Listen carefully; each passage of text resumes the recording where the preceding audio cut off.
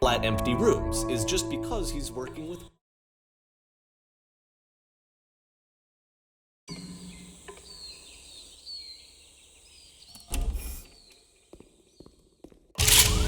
Warning.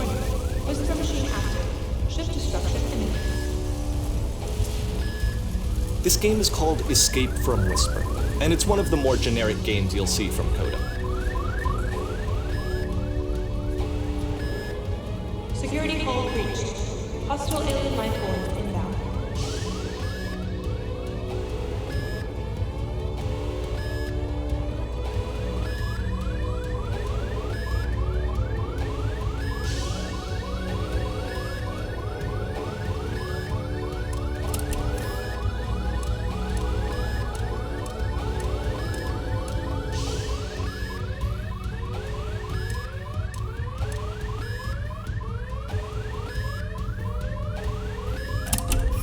Enemy force neutralized. Begin chute evacuation.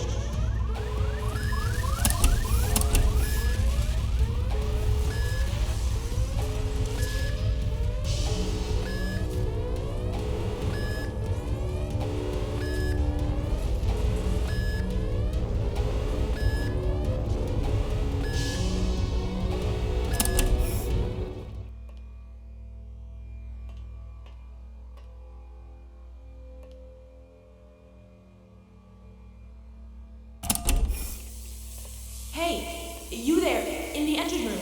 You could save us all. That beam is powering the Whisper machine. We could disrupt it by introducing a great enough heat signature. If your body could stop the beam. It's so much to ask, but for all of our lives, would you do it? Could you give yourself?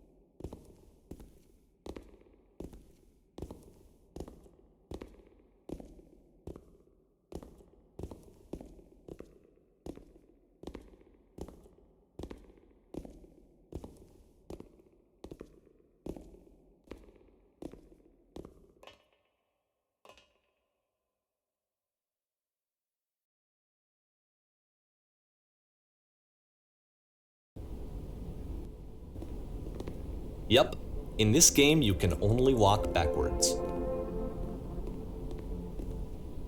So it's a short and relatively minimalist experiment combining motion and narrative. It is less advanced than the previous game, but actually it seems to be more focused, more complete. Coulda's trying to give it a unique voice rather than simply basing it on a pre-existing trope. It's a short little thought, it says what it wants to say, and then it ends. Didn't need anything more than that. Which to me is why it works, because it gets out quick. Okay, next one.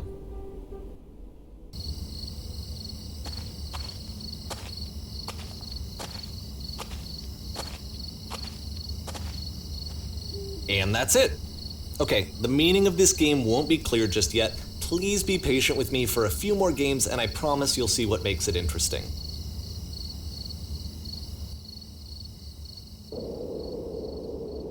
Oftentimes, Coulda would put bizarre titles like this one at the start of his games. I wish I'd known him at the time that he was making these early games. He would really only talk to me about his work as he was making it. Once he stopped work on a game, that was it. It was dead to him. And I don't agree with that at all, but what are you gonna do? What are you gonna do? What are you gonna do? Do.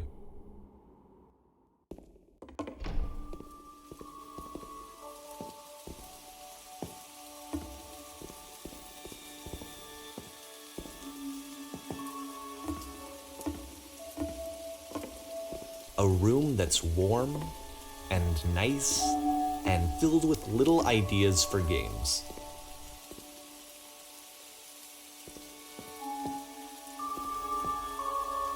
Coda would often tell me that he didn't mind if people thought of him as cold or distant.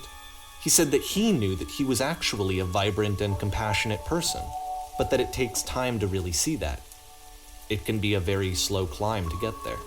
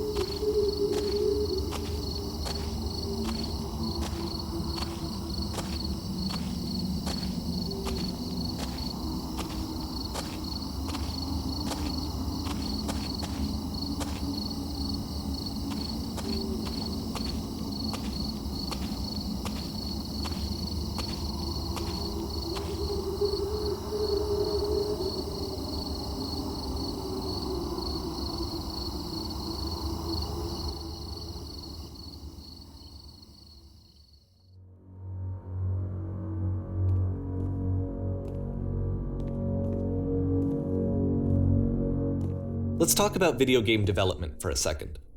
Every video game runs on what's called an engine, which determines what the game can and cannot do. So in other words, the engine is a set of tools for game development. To make all of these games, Coda is using an engine called Source. Like all engines, Source has certain things that it does well, and it has certain things that it does poorly. One of the things that it does very well is Source has certain things that it does well, and it has certain things that it does poorly. One of the things that it does very well is boxy linear corridors. That's why so many of Coda's games are set in these large, flat, empty rooms, is just because he's working with what the engine does well. The tools available to the creator shape what kinds of creative work they're going to end up making. You might consider paying attention to the architecture in Coda's games, to notice how they seem to stem from an engine that's very good at producing linear, boxy corridors. It's the puzzle again, with the exact same solution as the last time. There's still no clear indication of what makes this puzzle so special that Coda is going to return to it over and over, but I promise I'll share with you my interpretation very shortly.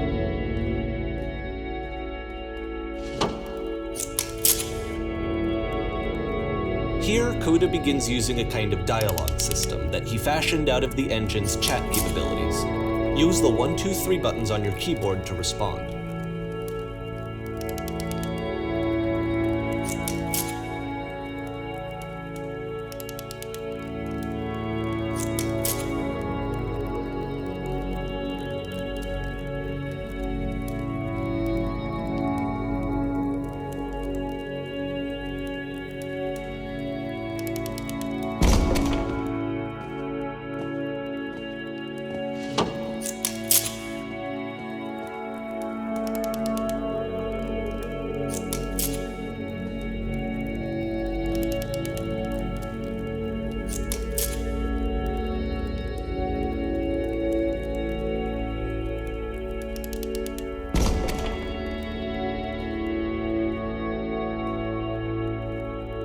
And so we make one last descent down to the final floor of the level.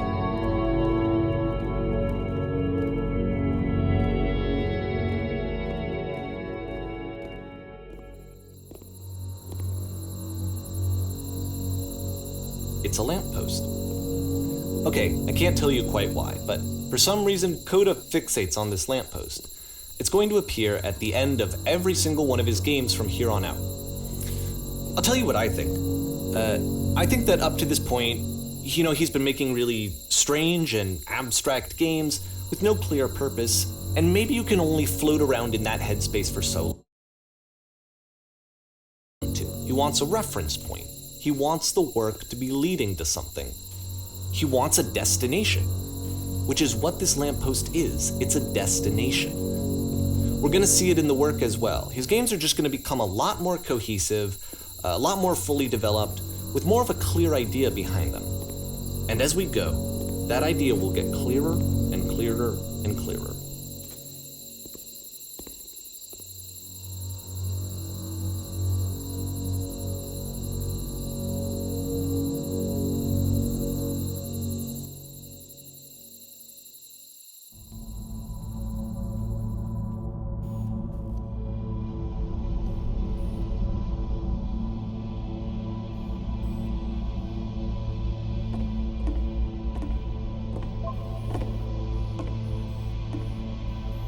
So first off, I'm sure you can deduce this, but this game is not connected to the internet. All of the notes that you're gonna see have been written by Coda. This was actually the first game of his that I ever played. This was shortly after I met him at a weekend game jam in Sacramento, where I grew up. I saw him working on this very level, and it was just so different from anything that anyone else was doing. So right away I was like, I have to be friends with this person.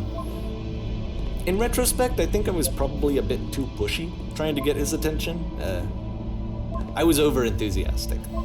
But he was very gracious about it and very patient with me. And I cooled off eventually.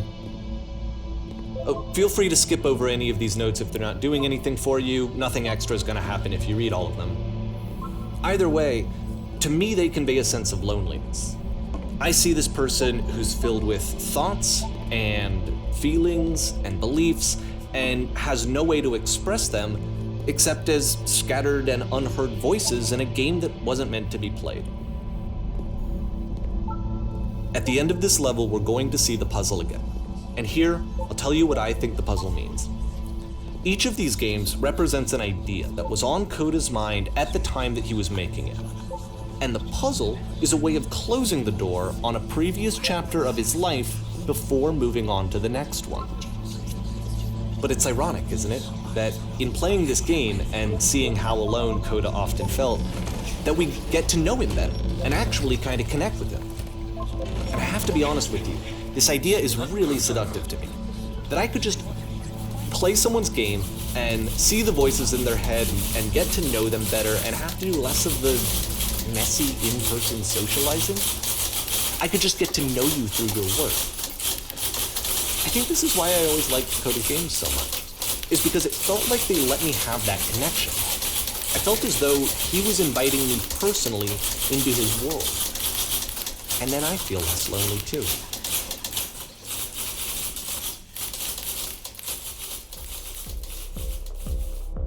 Okay, this one is tough. It's gonna kind of just spin its own wheels for a few minutes. Hang with it.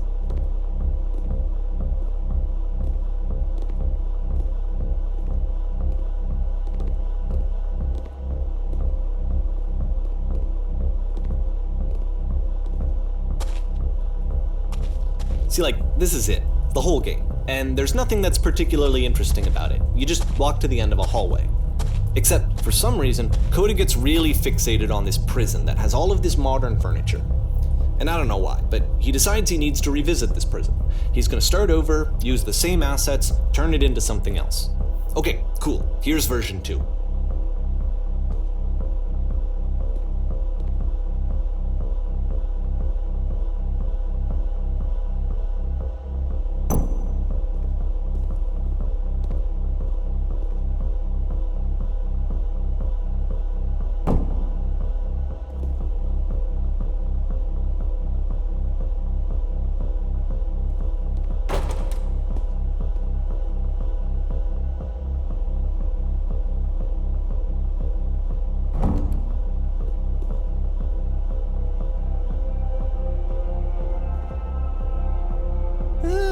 there's a bit more to this one, but still it's not really communicating anything. It's kind of just weird for weirdness' sake.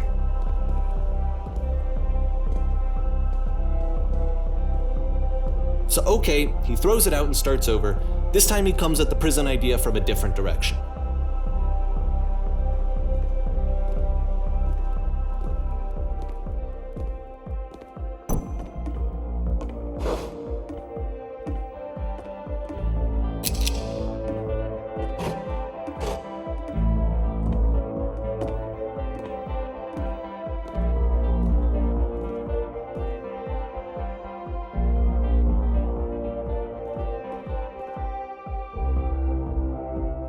And of course, now the table is gone and you can't begin the chain of events to escape. Here's a version where there are no bars, but you can't actually get to the well. And then a version where the inside of the prison is the outside and the outside is the inside. Let me just blink you real quick through a few more of these. I mean, he really unloaded on this prison idea. There's nearly a dozen of them. Personally, I think it's awful to watch this, to see a person basically unraveling through their work. And for what? Like, at what point do you just go, maybe there are game ideas other than this prison that I could be working on? But coulda doesn't have that voice telling you to stop, that particular mechanism of defense against yourself. Without it, you just spiral. And so he keeps going and going and going and going and going, and then he hits on something. And he likes it. And that's it. He's done. He stops making prisons. This is the very last version of the prison game that he created, and the reason I think it works is that the prison is not actually in it.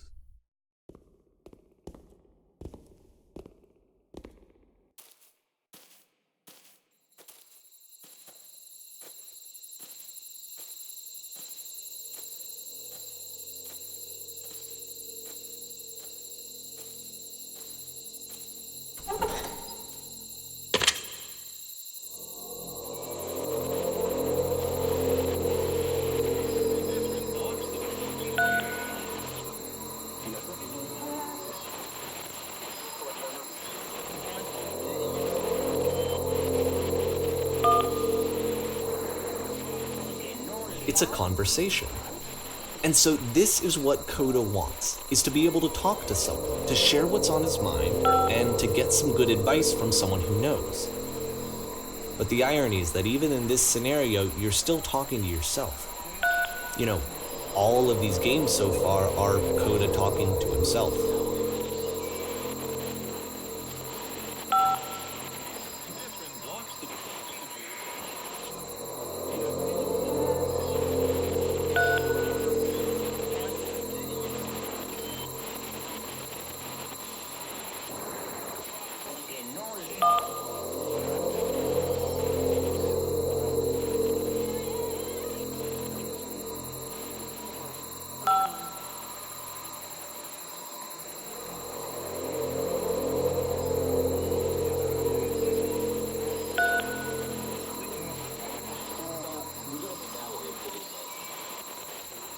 I can see why he considers this a fitting conclusion to the prison games.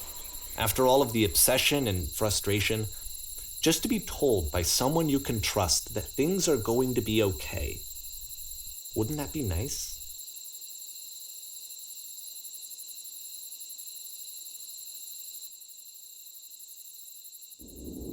So what would it look like if coulda wanted to make a game about talking to someone other than himself?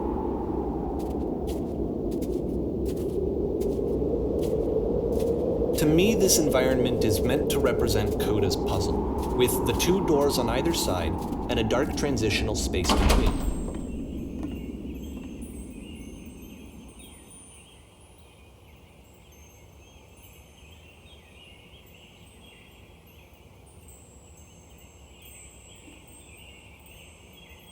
You'll notice that the quality of the art is a step up from previous games, including this new and improved chat system, which he started using from this point on.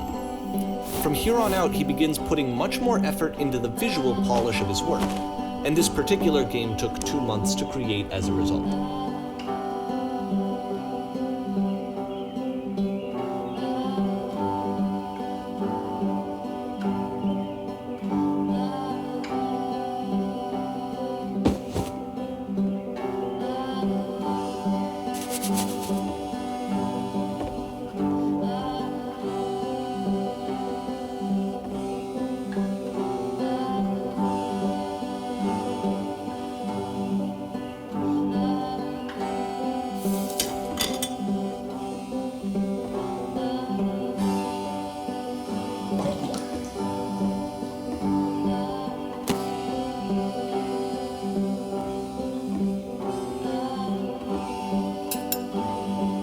After the intense set of prison games, this house cleaning level almost feels like cleansing. It's the moment after a particularly difficult or traumatic experience where you just need to let it sit and digest inside of you, and eventually cohere into something meaningful. I know that Coulda really liked this game. Of all of his work, actually, this was the only one that he called me up to ask me to come over and look at it. This was during a period of a few months where he was like grossly happy all the time, just walked around with a constant smile on his face.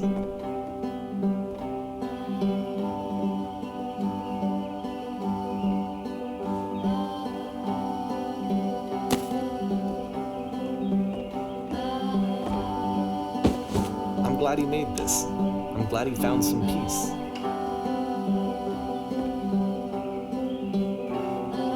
But, of course, it can't last. The music stops, your companion is gone, it's time to leave. The door at the top of the hill is now open as well.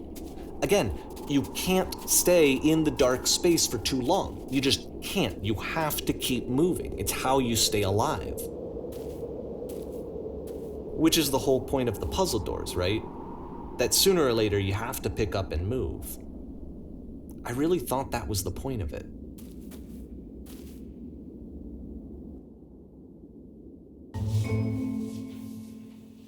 This one gets a bit goofy.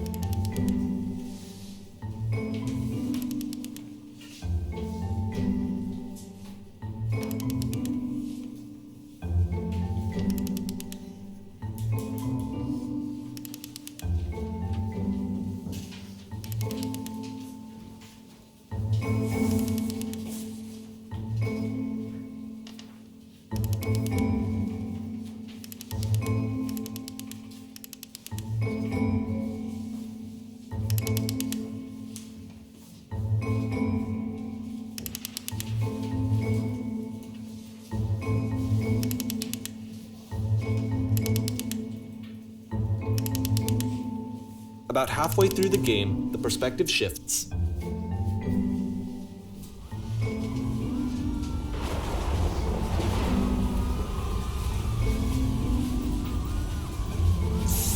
And you play as the teacher. And suddenly, you discover that your teacher is just as bigoted and afraid as you are. Oh, and also you can move around the classroom now. I felt pretty hard for this one. I feel like it's one of the most relatable experiences that you can have. To assume that some other person is perfect and totally fulfilled in every way, and completely miss all of the little flaws that make them painfully human. I think about this game a lot these days.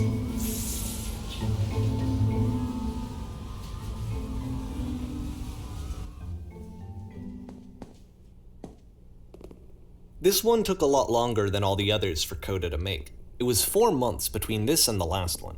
That's twice as long as it took him to make any other game before this, and it's not like it's particularly complex, so I remember I found that a little strange at the time.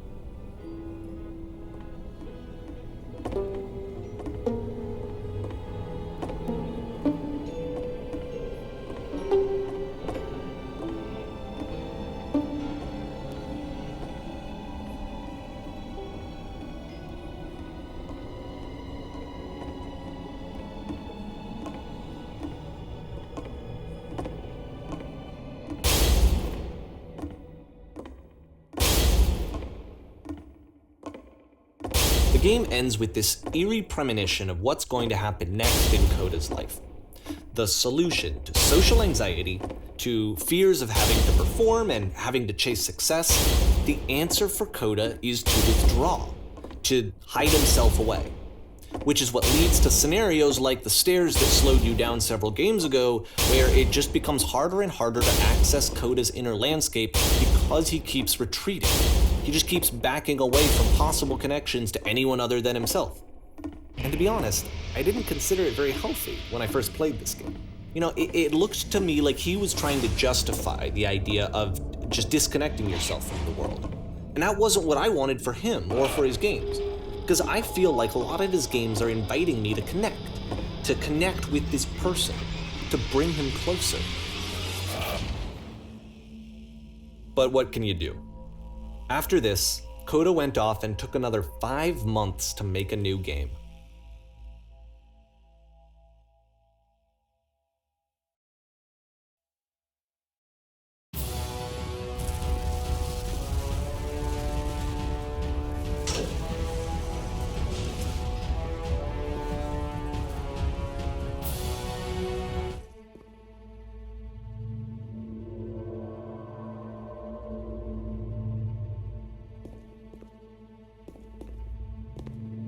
Like I said, I was getting concerned. First off, he's never been this explicit in his work about exactly what he's thinking. So where's that coming from? But then even weirder, his work has potentially stopped being an outlet for him. Not like he's having trouble iterating on ideas, but he literally just can't think of new ideas anymore. And in person, he was being a lot more distant than usual. Like, you know how sometimes a person will just deflect anything that you say in order to keep themselves disconnected all the time? It was that kind of thing. Here was the point in my relationship with Coda where I really started to wonder if he needed my help in some way. His games are going to get more desperate from here on out. After this game, it's almost 6 months before he finishes something new.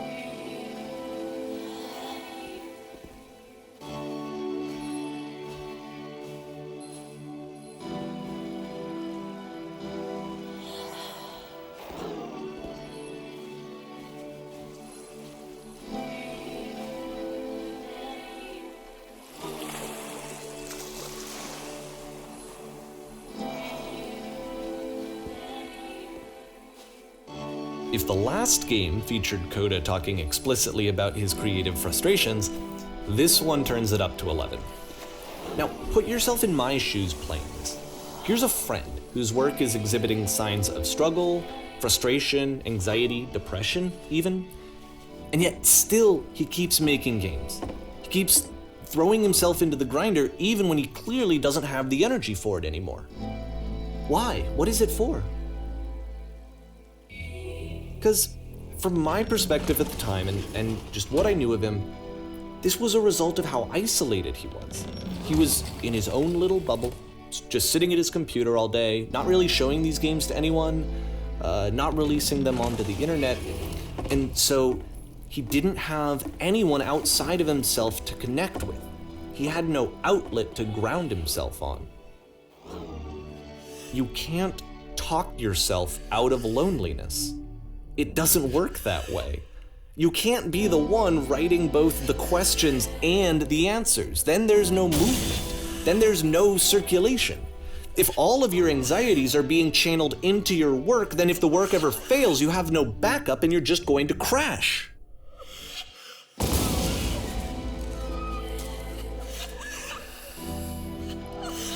Seeing this game at the time that he made it, it looked really unhealthy to me. I was watching him do this to himself, and I hated it. I hated seeing him so trapped. It's like, video games are not worth this amount of suffering. This is someone I really cared about. And I used to get so much joy out of seeing him create. For him to suddenly become angry and frustrated like this, it was the worst thing for me. I don't know. This is what I felt at the time. I don't know how else to explain it. I wanted it to stop more than anything. I had never felt so rotten. I needed more than I had ever needed anything for this to stop. But it didn't stop. After finishing this one, coulda takes another 7 months and comes up with a new game.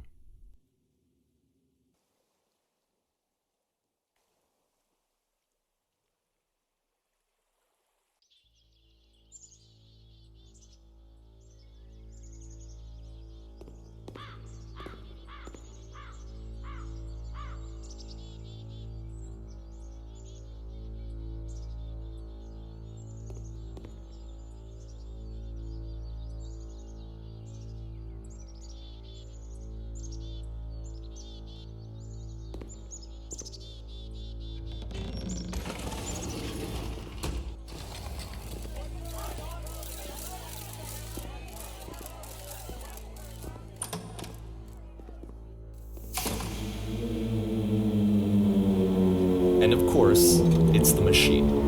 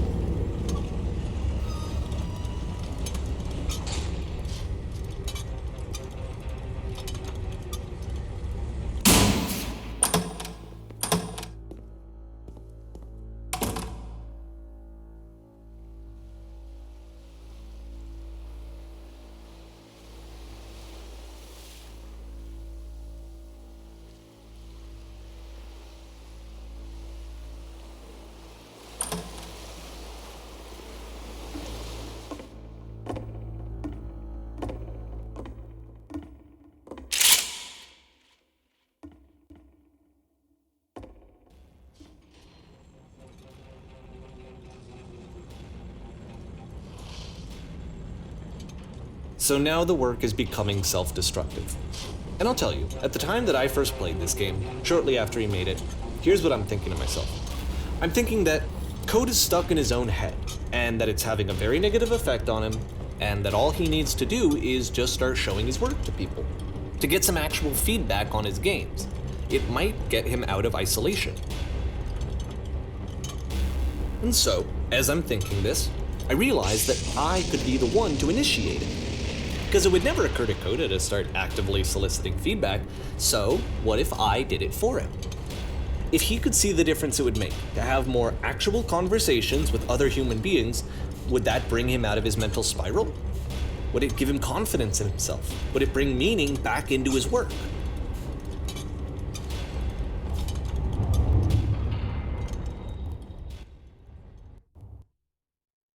So I started showing coulda's work to people. And coulda's work to people. I took this one. I took this one. I took this one. This one.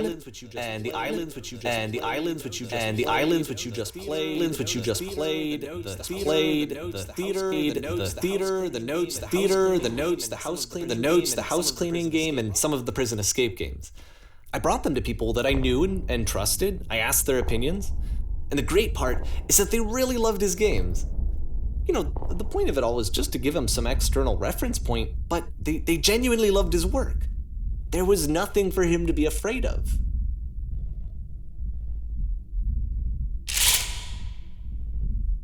Can you see why I felt like this was the right thing to do? Because it's the thing that I always feel like I need, to be told that my work is good, that I am good. When someone really connects with a thing that I've made, when they see themselves purely in my work, there's nothing that feels better. And I got to give that very same feeling to my friend. I did something, I really felt like I'd done something good, like I was a good person. I felt like there was a friend who was in trouble and was unhappy and maybe didn't like themselves, and I could fix it. If I could give him this gift, maybe I could fix the problem. When they told me how much they enjoyed his games, it was the best feeling. It was the absolute best feeling. It made me feel so happy, so beautifully beautifully happy.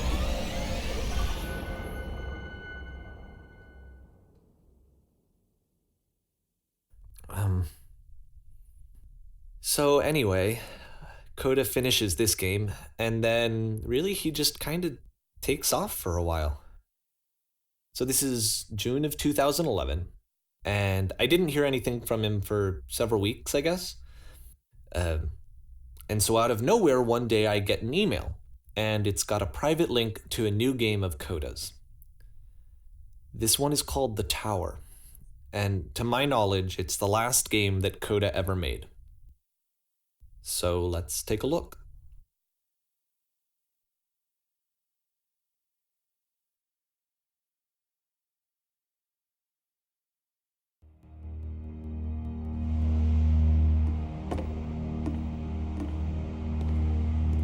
And this is where I have trouble saying anything meaningful about Coda's work. Because more than anything else, the tower just feels distant. It feels like it's trying to distance itself from the world. It's a very cold game.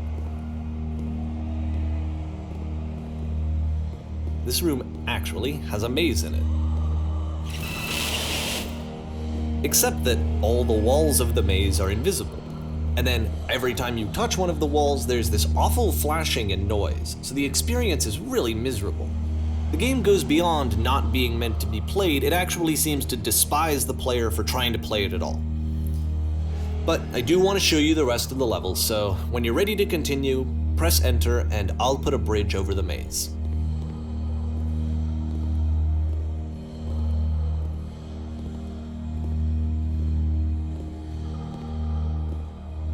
And to be fair, it's not like this is the first game that's needed some modification to be playable. Like the house cleaning game. You know, that one used to actually loop the cleaning chores and you just cleaned a house forever. I had to cut it off so that you could exit the house and the game would actually end. But that game had an idea that it was actually trying to communicate. What's the deeper idea behind the invisible maze? The only way past this challenge is to randomly guess the 6-digit code. Like the invisible maze, it's frustrating to me, because it's the opposite of everything else that Coda has made. It doesn't encourage thought or engagement. It doesn't ask anything of me, except a lot of my time. If I could have reached him during this time, then maybe I could have asked him, but I couldn't. I still don't really understand why this is here. I'll put the code on the ground for you here, though, so that we can move on.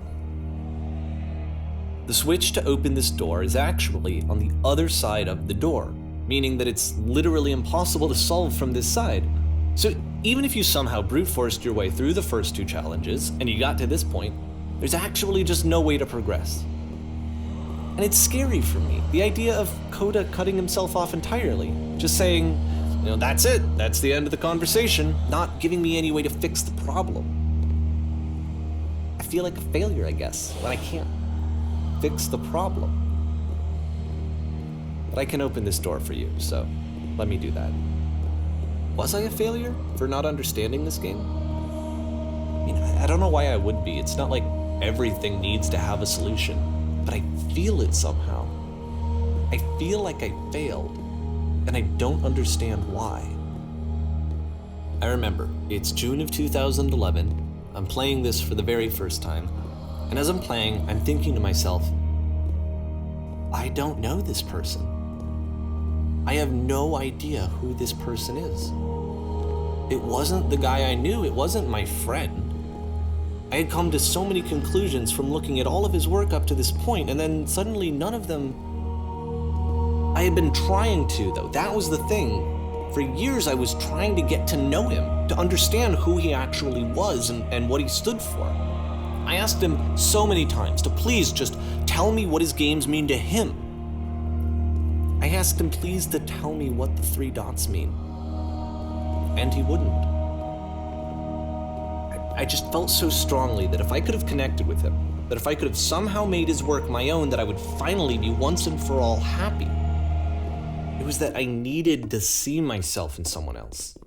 I needed to be someone other than me. But he stopped and left. And it felt somehow like I had failed. Where did I screw up?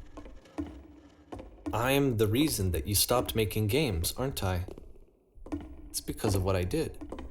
I poisoned it for you. I don't think I ever told you this, but when I took your work and I was showing it to people, it actually felt... it felt as though I were responsible for something important and valuable. And the people who played them, they treated me like I was important. They really listened and cared about what I had to say. Even though I was showing your work, I felt good about myself. Finally. For a moment, while I had that, I liked myself. And then you stopped, and I didn't have anything left to show people. I just had to be with myself. And as soon as that happened, there was no feeling at all. Nothing. Less than nothing. What does that mean? I'm afraid that I did something really stupid because I don't like myself. That's why I'm releasing this collection of your work, is because I haven't been able to find any other way to reach you. I've tried everything. And so a part of me has hope that if I put this compilation out into the world, and if I put my name on it, that maybe enough people will play it so that it'll find its way to you, so that I can tell you that I'm sorry. I know I screwed up. If I apologize to you truly and deeply, will you start making games again? Please, I need to feel okay with myself again. And I always felt okay as long as I had your work to see myself in. I mean, is something wrong with me? Because I know that I did an awful thing, and I'm doing it again right now. Like, I'm showing people your work, but I can't stop myself from doing it. That's how badly I need to feel something again, like I'm an addict. There has to be something wrong with me. Can I apologize? What if I tell you I was wrong? Will that work? Will that fix it? I don't know. I don't think it will, but there's nothing else that I can do. Just tell me what you want. I'm sorry. I'm sorry. Please, start making games again. Please help me. Please give me some of whatever it is that makes you complete. I want whatever that wholeness is that you just summoned out of nothing and you put into your work. You were complete in some way that I never was. And I want to know how to be a good person. I want to know how not to hate myself. Please. I'm fading, and all I want is to know that I'm going to be okay.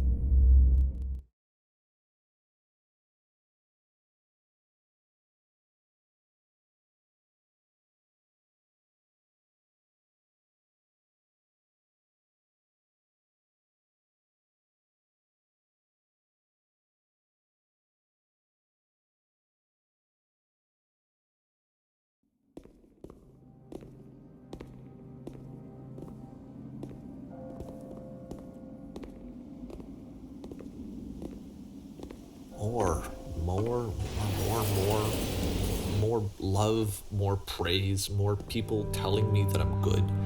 Always more. It's like a disease. Solution. I guess if someone had told me ahead of time that he just really enjoyed making prison games, maybe I wouldn't have thought he was so desperate. I wouldn't have told so many people that he was depressed. Maybe he just likes making prisons. Even now, the disease is telling me to stop. Don't show people what a shitty person you are. They'll hate you.